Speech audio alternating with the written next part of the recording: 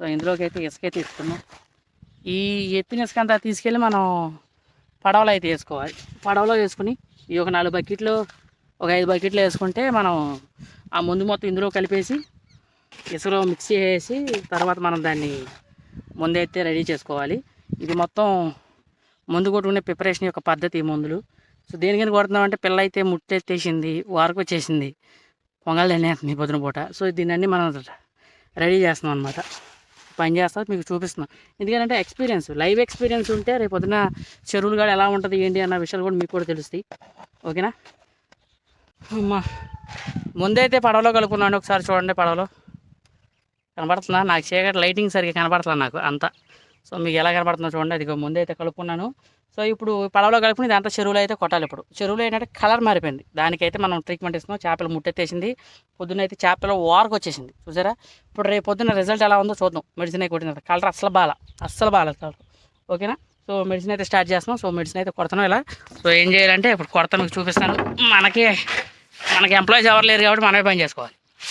So ఇది ఎట్లా కొట్టేయడండి. మీకు కనబడుతుందా? సో ఇప్పుడు తీసుకున్నాం, డిప్పతో షాడ్తో తీసుకున్నాం. సో ఇలా కొట్టేసాం, ఇంతే.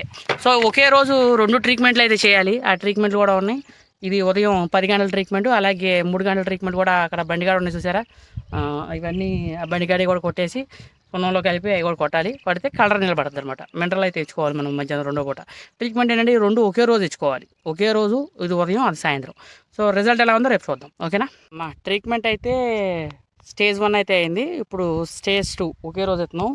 సో చూడండి, ఇక్కడ సున్నం గట్లో పడవలో అయితే సూపరు, పొటాషు ఇవి అయితే వేయడమే జరిగింది. సో పొటాష్ ఎందుకు వేసామంటే మినరల్ కలర్ కోసం అయితే వేసాం. కలర్ తగ్గిపోయింది కదా బాగా.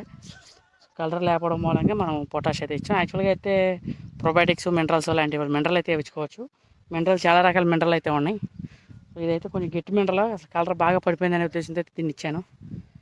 ఇది సో ఇంకా కొంగు వాళ్తుంది చెరువులో అక్కడక్కడ. సో ఎందుకంటే పిల్ల కొంచెం ఎక్కడన్నా తిరుగుతూ ఉంటే కానీ, పిల్ల ఏదైనా కొంచెం తిరుగుతూ ఉంటే కానీ కొంగ ఎలా వస్తాయి. ఇప్పుడు తెల్లారికి అయితే కొంగ రాకుండా వాళ్తుందంటే పిల్ల ఎక్కడన్నా ఓటీఆరో తిరుగుతుంది. అంటే పొద్దున్న నలిగిపోయిన చేప ఉంటుంది కదా, ఈ పై మొత్తం ఈలోపు కొంగలు ఏరేస్తాయి అనమాట.